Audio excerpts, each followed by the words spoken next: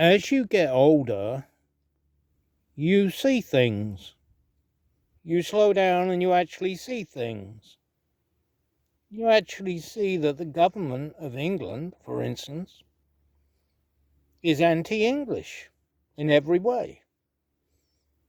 Completely anti-English. They want to get rid of all English ways of life and England and everything else. They're not going to, because too many people are making too much of a fuss about it, including Nigel Farage, who I think is weak. Because this Tommy Robinson thing, which is another foreign escapade to take over the government, Muslim, foreigners, call it what you will, Indian, Pakistani, whatever, I would deport them all of them. Everybody would go, leave, because they cannot be English. They don't want to be English. They don't want to go down the club, pub. They don't want to go clay pigeon shooting. They don't want to play tennis. They don't want to do anything that's English. Why come to England? For a free check, that's right. Who puts out the free check? Starmer.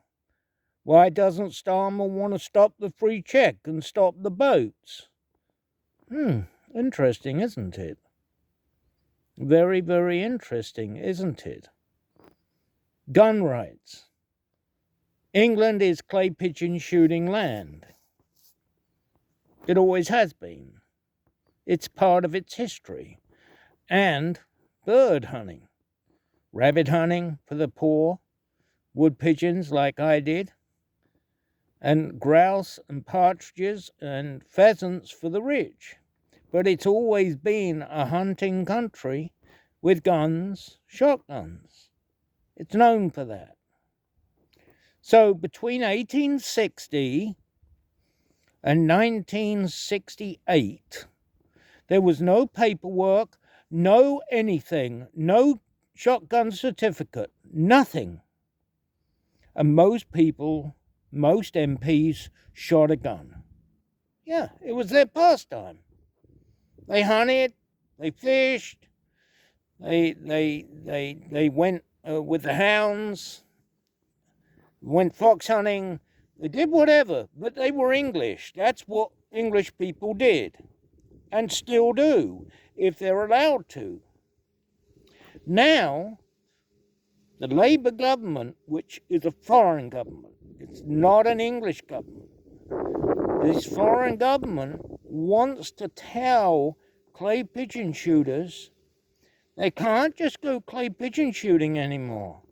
They have to put down on the form where they go, what club they belong to. What a load of nonsense. So between 1860 and 1968, there was nothing. Then, in the 70s, when I got mine, it was a hassle. But it was okay. I mean, I dealt with it. It took a long time. I didn't understand why. I'd never done anything wrong. And I got it, and nobody bothered me. Well, I left a long time ago for America and freedom because I saw that they didn't want you to have a gun. They don't want you to have fun. They don't want you to go fishing. They don't want you to go hunting. They don't want you to do anything. That's government in England. It's not the real English government by real English people that hunted and fished and Jack Hargreaves and people like that. No, it's this new lot of foreigners, these Muslims, these Turks, these foreigners. They're not English. So now they want you to, they're putting up so many obstacles, it's not worth having a shotgun. This is what they're trying to do. Thank goodness a lot of you in the business are saying, now hang on. We put up with your laws time and time again.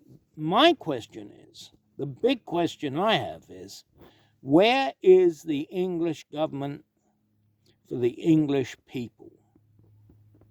What happened to that? Where is the English government?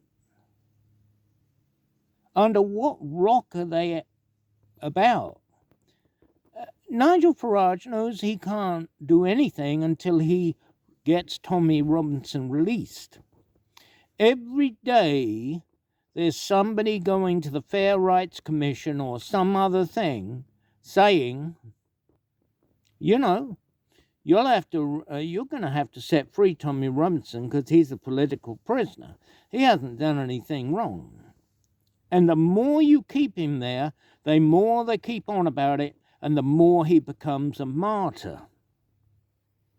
As for all the other English patriots in jail, I don't understand how you keep them there. They haven't done anything.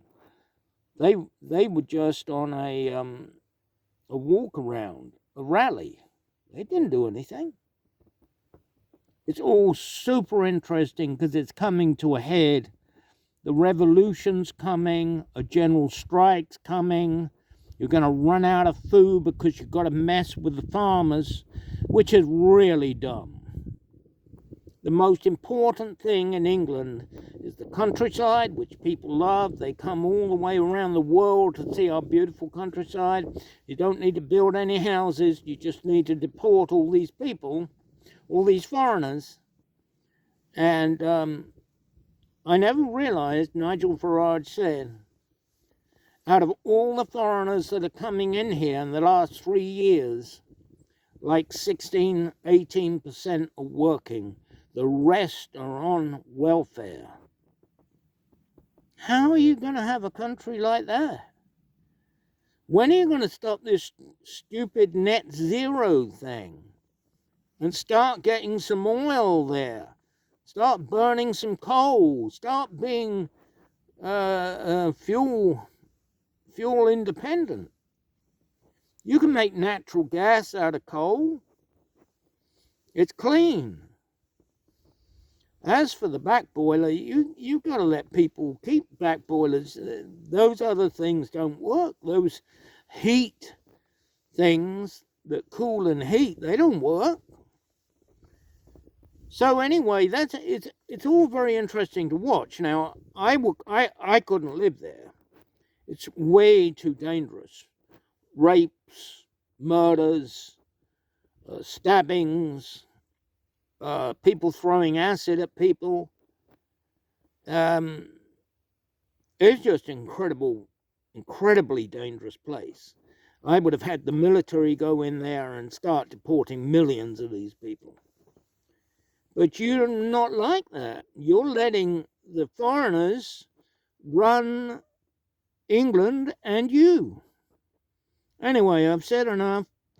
I've got it off my chest. I just don't get it. Stand up for your rights. And I would have a general strike. I would shut the country down and get Starmer out with these stuff. Farage, I'd rather have Tommy Robinson in, and I'd rather have the other guy in, what's his name?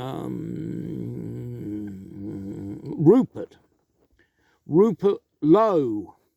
He's a really, really sensible and English chap, you know. Anyway, thank you for watching. As for Starmer and the rest of the mob, go back to India or wherever you came from, because you ain't going to do nothing here. All right, bye-bye.